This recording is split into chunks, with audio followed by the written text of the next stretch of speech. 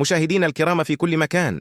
أسعد الله أوقاتكم بكل خير. متابعين الأوفياء، في هذا الخبر العاجل الذي وردناه الآن، الحكومة الجزائرية تتآمر على شرفاء. دائما ما يتم تجهيز عدو أو كبش فداء تلصق به تهم جاهزة لتبرير أي فشل أو إخفاق، وهذه عقيدتهم التي طوعوا بها الشعب منذ سنوات، حتى صارت عرفا مسلما به في كل حدث أو مناسبة. ديما هما لي مظلومين ومحكروين، ويتعرضون للمؤامرة والتشويش ووو سلسلة طويلة من الأعذار والمبررات، لكن لا أحد يتجرأ على قول الحق والاعتراف بالخطأ أو الفشل. مناسبة هذا التقديم كمية الجلد التي تعرض لها الناخب الجزائري جمال بلماضي مباشرة عقب إقصاء الخضر من إفريقيا. فرغم الإنجازات غير المسبوقة التي حققها رفقة منتخب الجارة الشرقية، إلا أنها لم تشفع له حتى في المغادرة بكل ود واحترام، سيما بعد أن قرر الكابرانات الزج به في بيت الناس، ليكون بذلك قربانا يشفي غليل الشعب الجزائري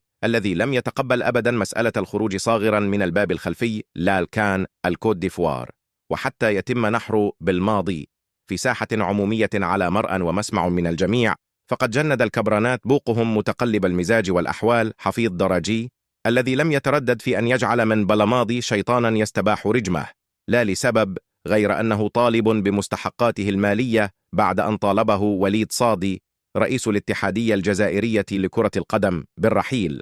في ذات السياق نشرت دراجي تدوينة فيسبوكية على المقاس، وبأمر من الكبرانات قرر من خلالها تلطيخ قيمة وسمعة بالماضي في التراب. جاء فيها: يبدو أن العقد الذي ربط جمال بالماضي بالاتحاد الجزائري لم يكن معنويا مع الشعب مثل ما قيل لنا، بل هو عقد مادي بحت، حيث يطالب المدرب الآن بكل مستحقاته إلى غاية 2026 مقابل رحيله، وهي مستحقات مقدرة بأكثر من 7 ملايين يورو، في حين اقترح رئيس الاتحاد الجزائري تعويضات لا تتجاوز 3 أشهر بقيمة 624 ألف يورو.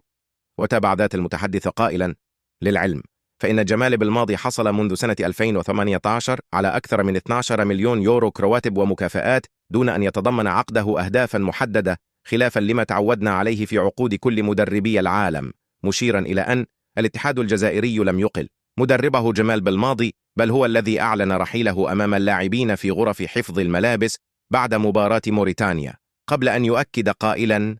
تم تسريب الخبر إلى وسائل إعلام فرنسية قبل أن يتفق معه وليد صادي على فسخ العقد بالتراضي فور العودة إلى الجزائر، وهو الأمر الذي تم بسلاسة مع كل أفراد الطاقم، لكن بالماضي رفض وأصر على كل مستحقاته.